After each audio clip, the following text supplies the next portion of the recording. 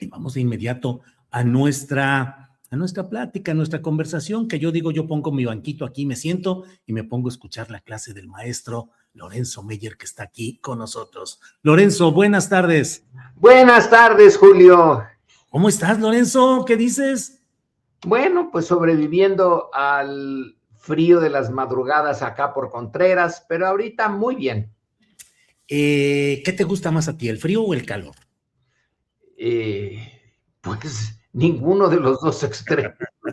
¿A poco Soy el punto medio, soy aristotélico. ¿Políticamente eres centroizquierda o izquierda? No, yo considero que estoy en la izquierda, pero algunos pueden considerar que no soy suficientemente radical. Bueno, y curioso, algunos de los que así lo consideran estuvieron en el antiguo régimen, como dijiste hace rato. Sí, qué cosas, ¿no? Luego sucede, ¿qué decía Lenin, el que tenía aquella de el izquierdismo, enfermedad infantil del comunismo, que es esa radicalidad de los conversos que quieren que haya un izquierdismo extremo, cuando muchas veces esos que ahora reclaman tanto, pues formaron parte de las filas anteriores y muchas veces llegaron al presente con la furia del converso, pretendiendo demostrar que sí son dignos de estar en las nuevas filas, siendo los primeros en las actitudes incendiarias, Lorenzo. Sí, en efecto. Pero yo supongo que ese fenómeno no es nada más visto en México, sino que se da en muchos otros países y en muchos otros casos. Así que lo que hay que hacer es tomarlo con una cierta sonrisa. Sí. Ya te conocemos, ya te conocemos. Así es. Le Bien. podemos decir a esos personajes, Sí. lo de Vicente Fox está buenísimo. Sí, ¿cómo ves? Así, que no se regrese al antiguo régimen, ni una regresión. Caray, pues, ¿cómo es posible? Pero, Lorenzo, yo quisiera pedirte si hoy nos ayudas a tener una visión acerca de esto que ha hecho Donald Trump con el festejo, la celebración que ha hecho oficialmente mediante un mensaje publicado en la correspondencia de la Casa Blanca respecto a la invasión y la guerra contra México, los resultados, la invocación de la divina providencia como guía para su expansión, el destino manifiesto, el corolario Trump, y tú has escrito sobre ello, tú has tenido una investigación sobre estos temas y quisiera pedirte, escribiste un texto llamado El expansionismo y la guerra con Josefina Zoraida Vázquez y en el contexto del libro México frente a Estados Unidos, un ensayo histórico.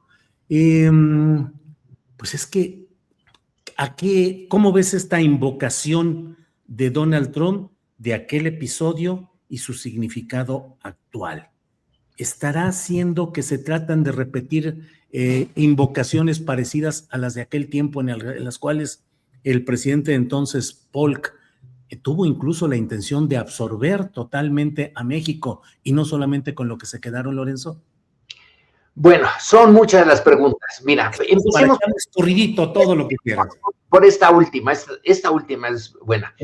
Absorber a México. Pues sí hubo un movimiento que se llamó, que su lema era tomar todo México. Ese movimiento en Estados Unidos, claro.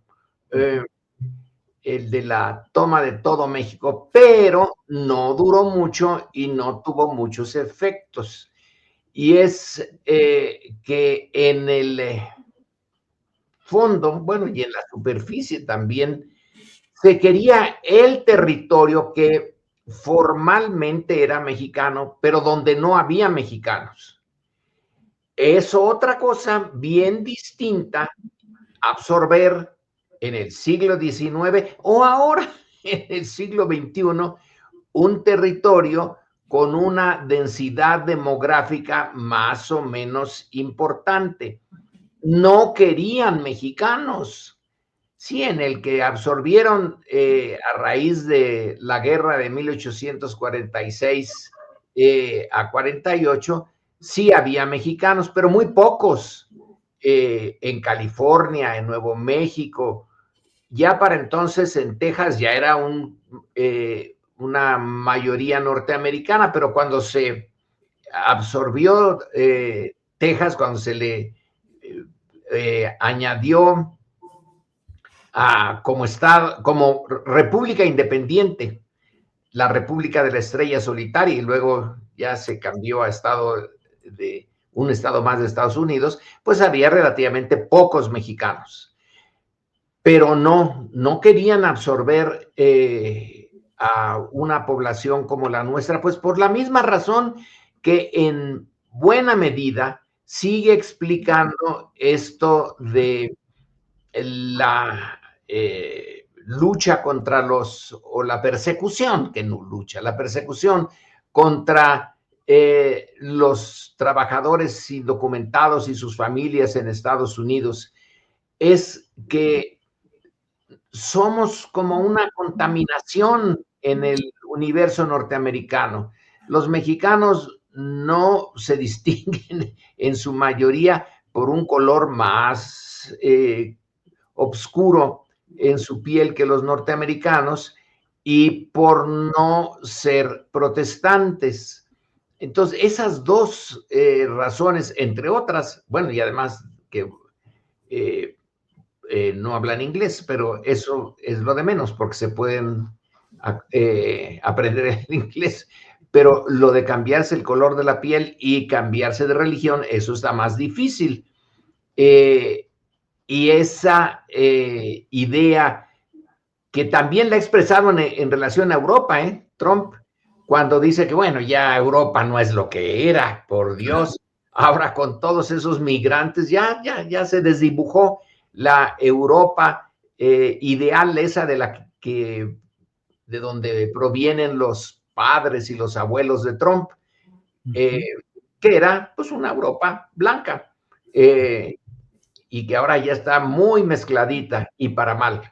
Entonces, la primera pregunta tuya, la de absorber The Movement for All Mexico, que era, vamos a tomar, ya que estamos en la capital mexicana, pues ya qué más queda, ya tenemos el control del corazón de México, pues órale, vámonos, tomemos México y yo supongo que ya de pasadita Centroamérica, pero el punto es los mexicanos.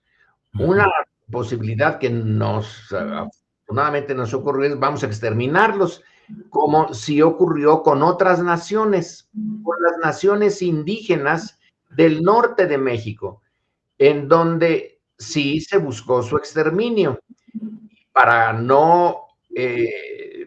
que no se diga que no reconocemos nuestras propias culpas. También los mexicanos querían lo mismo, exterminar a las naciones en esa zona enorme que a veces llamaban la apachería, y donde había un montón de pueblos nómadas en su mayoría, pero que tenían un territorio, que reconocían cuál era su territorio, tenían su lengua, su religión, sus autoridades, sus fuerzas armadas. Eran en realidad gérmenes de naciones relativamente pequeñas y muy desprotegidas frente a la técnica occidental y el colonialismo occidental. Entonces, por eso es que no tomaron todo México. Ahora, incluso con la intención dentro de las negociaciones que se dieron en aquel tiempo, espero no haber leído mal tu texto, con la pretensión también de quedarse con Baja California, que me parece que sigue siendo un objetivo no explícito, pero como que siempre se mantiene incluso la visión de Baja California como presa o como pieza a conquistar, Lorenzo.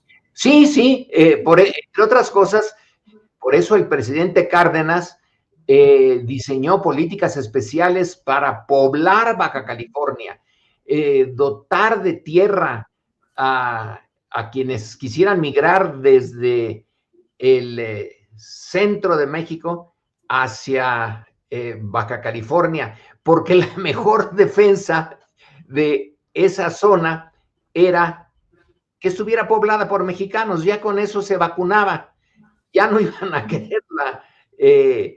Y bueno, en cierto sentido se logró.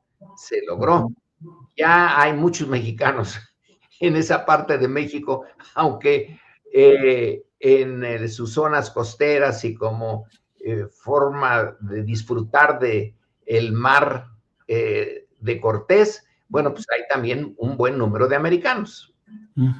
Ahora, Lorenzo, ayer la presidenta de México, en respuesta a esa celebración de Trump de la invasión y la guerra contra México y la eh, anexión, expropiación o como queramos llamarle, yo diría robo de nuestras tierras, la presidenta dijo, no somos Santa Ana. ¿Qué es esto? ¿Esta expresión cómo la consideras? ¿Como una simplificación retórica o como una injusticia histórica? Yo creo que es muy complejo, que sí hay algo de injusto. Óscar Chávez también en una de sus canciones en La Casita señala que Santana fue nuestro mejor vendedor. Es injusto. Santana al final, poco antes de que desapareciera del escenario político mexicano por la revolución de Ayutla, accedió a venderle a Estados Unidos esa parte del territorio que conocemos como la Mesilla en Arizona, hoy en Arizona. Pero lo que no se dice con igual frecuencia es que Estados Unidos puso en la mesa 5 posibilidades para adquirir territorio después de la guerra del 46 al 48. Inmediatamente después se empezó a decir, oigan, creo que necesitamos más tierra allá en esa zona. Y le puso a Santana varios planes, pero Santana ya no podía decir que no. Entonces eligió el plan que implicaba la menor venta de territorio y que también implicaba el menor pago que Estados Unidos haría por quedarse con ese territorio. Pero fue una venta forzada. Es decir, te ponen la pistola en la cabeza y dicen, fíjese que necesito su coche, le puedo dar esta cantidad que es, que tú no, ni querías vender el coche, ni querías esa cantidad, pero está la pistola.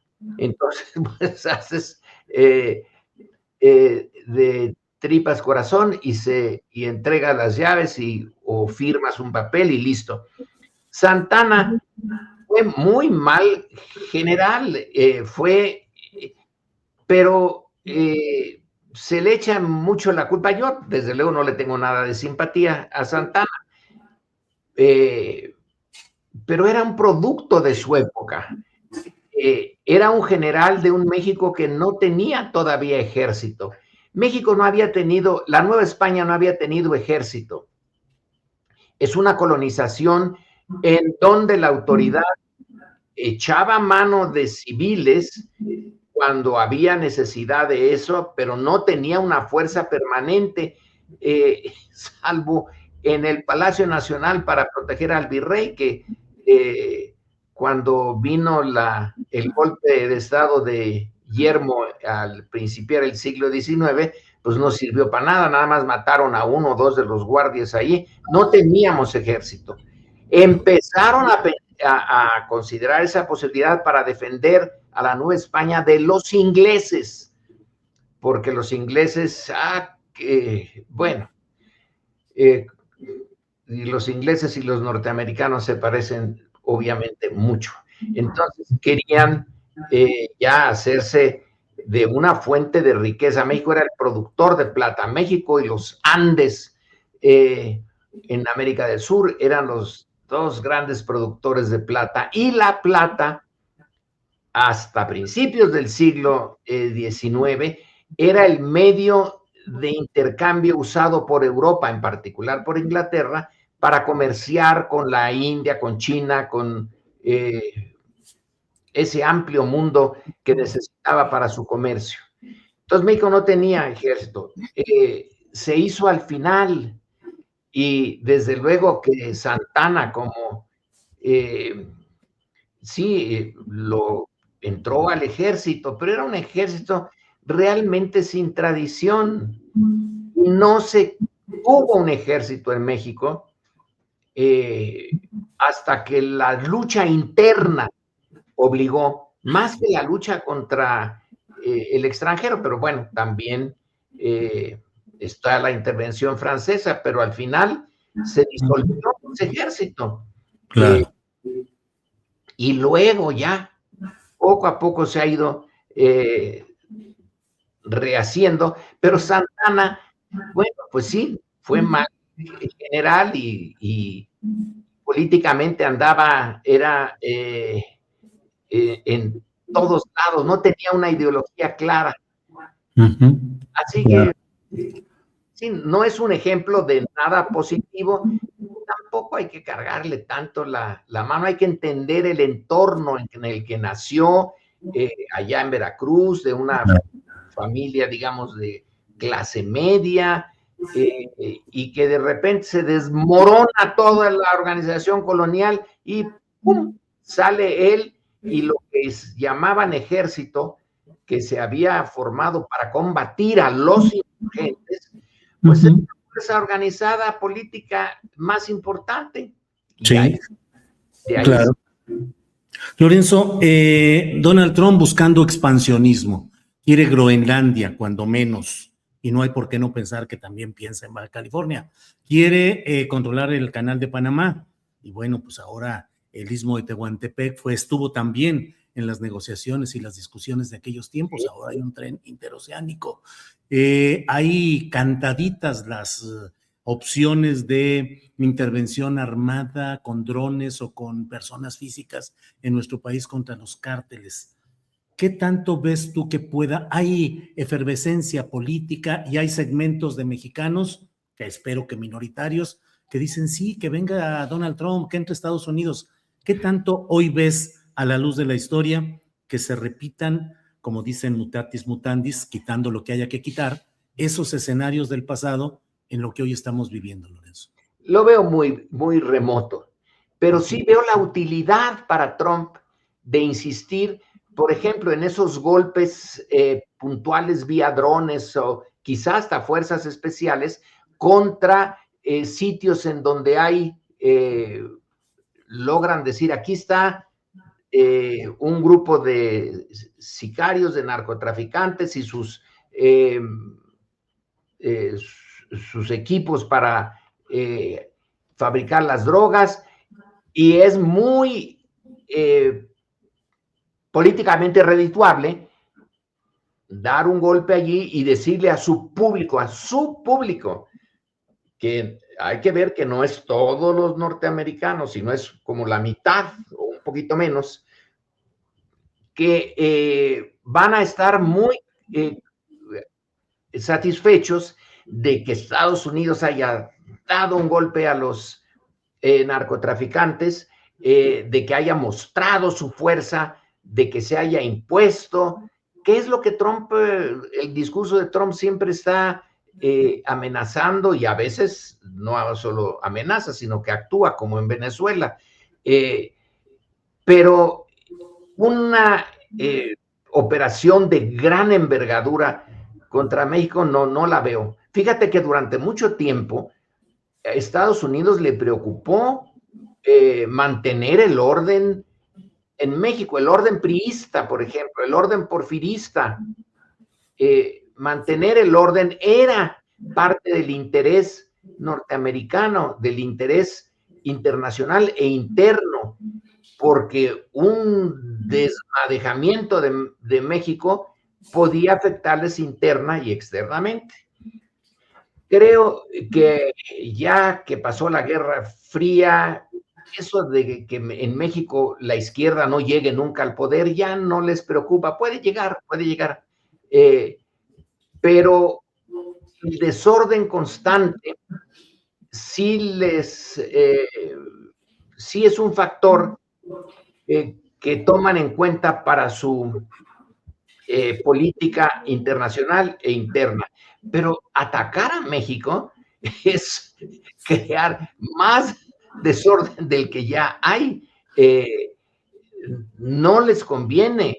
Es decir, racionalmente no tiene sentido, pero políticamente amenazar a México, tiene mucho sentido. Los migrantes indocumentados en su mayoría siguen siendo mexicanos. Hay una parte de los estadounidenses importante que sí quiere que se regresen a México, que se cierren bien las fronteras, que no quiere tener migrantes de nuestro país ni de otros países similares. Y entonces un discurso duro contra ellos, pues es bienvenido. Y sobre todo cuando se culpa al productor de lo que quiere el consumidor, o sea, de las drogas, pero no se hace referencia al consumidor, que es norteamericano, pero sí al productor, que es mexicano. Entonces eso es un discurso muy bien recibido. Vamos a darles duro a estos para que se cierre la producción de drogas. No se va a cerrar, pues ya lo vieron cuando la prohibición del alcohol se fabricaba allí mismo, ¿no? ¿Cuántos milenios lleva la humanidad consumiendo ese tipo de sustancias? Miles de años. Entonces, la demanda no se toca en el discurso de Trump, solo la oferta, porque es lo más fácil, es lo más visible, es lo más... es oportunismo político. Yo les golpeo a estos y tengo la porra de MAGA y de los multitud de trumpistas que hay en Estados Unidos, en donde la parte racial sí juega. Pero meterse ya en serio a México, bueno, pues después de lo que les pasó en Afganistán o de lo que les pasó en Irak, yo creo que ya no están para eso, ni lo necesitan, pero el discurso sí es redituable porque no les cuesta nada. Claro. Ahora, dentro de todo ello, Lorenzo, ¿qué factores del pasado debemos tener presentes ahora? Se habla mucho de que lo que sucedió con aquella invasión y aquella derrota y aquel cercenamiento del territorio nacional se debió a la polarización política del momento, a la inmadurez de las instituciones, particularmente. ¿Qué tanto hoy deberíamos de extraer como lección de aquellos momentos, Lorenzo? Las lecciones pueden ser no muy gratas, pero la principal es que la construcción de un Estado nacional es un proceso complicado, accidentado, largo, y México no era todavía una nación. Formalmente sí, era una república, tenía los poderes locales y federales, tenía un ejército, pero en realidad no tenía la consistencia necesaria para decir que era nación. Estados Unidos atacó a una región donde no había todavía el sentido de pertenencia en muchas de sus regiones. El grueso de los mexicanos, sería interesante, ya ha de haber quien lo haya calculado, cuántos de los millones de mexicanos que había en 1846 a 48 hablaban español. Posiblemente, yo no soy experto en esto, pero posiblemente la mitad o un poquito más no lo hablaban. No tenían idea de lo que un historiador mexicano querido por nosotros en el Colegio de México, Luis González y González, llamó la matria. A la matria sí la tenían, era esa región donde ellos habían nacido y tenían sus raíces, y su lengua y sus costumbres, pero no tenían a la patria. Esa es una construcción muy complicada que se requiere, entre otras cosas, de una educación generalizada, de poder leer mapas. Tú nunca vas a conocer todo México, pero ves el mapa y dices, pues yo estoy aquí y otros como yo están en esas diferentes partes. Eso constituye el país. Ya de niño lo empiezas a entender, pero no estaba entonces tan claro. Y Estados Unidos, que también estaba en proceso de construcción de su nación, pero lo empezó antes, mucho antes. Entonces, el choque fue entre desiguales, no tan desiguales como hoy, pero sí fue entre desiguales. Y la pérdida era casi inevitable. Por otro lado, las zonas que se perdieron, hay que, en fin, aceptarlo, estaban en el mapa, pero ni se conocían. Hace poco leí una tesis de un alumno del Centro de Estudios Internacionales del Colegio de México que se titula El Ejército de Operaciones. Cuando Santana va a Texas a poner fin a la rebelión de los tejanos, no tenía idea de por dónde debía pasar.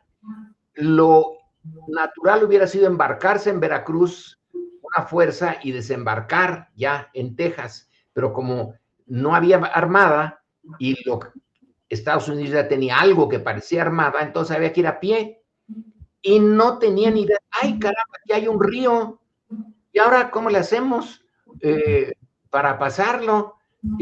Bueno, pues como Dios nos da a entender, las deserciones eran constantes y la proeza fue llegar a Texas. Era una zona desconocida hasta físicamente. Entonces, lo que se perdió es porque era muy amplio el territorio de la Nueva España y la población, lo que Humboldt vio muy bien, estaba concentrada en lo que hoy es el centro de México y lo demás estaba, solo formalmente era mexicano. Claro. La presencia de autoridades, de cultura, de comunicaciones, no existía. Claro. Bien, pues Lorenzo, muchas gracias por esta oportunidad de dar un repaso a estos temas del pasado, pero tan presentes en estos momentos. Eso sí, Estados Unidos siempre debemos de considerarlo como un posible bueno, ¿agresor? Pues no agresor, pero un elemento que no ayuda en nada al mantenimiento de la soberanía mexicana. Sí, tenemos mucho comercio con ellos, en lo individual pueden ser encantadores, pero el nacionalismo mexicano es un nacionalismo defensivo, no ofensivo, y es defensivo básicamente por Estados Unidos.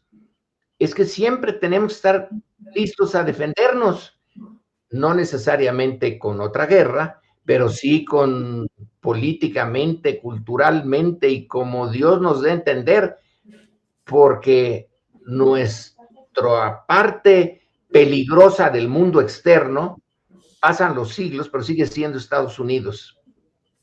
Al tiro y a las vivas, Lorenzo. Gracias, Lorenzo, por esta ocasión. Nos vemos pronto, nos vemos la próxima semana, si así lo permites. Gracias, Lorenzo. Nos vemos, Julio. Gracias, buenas tardes. Buenas tardes.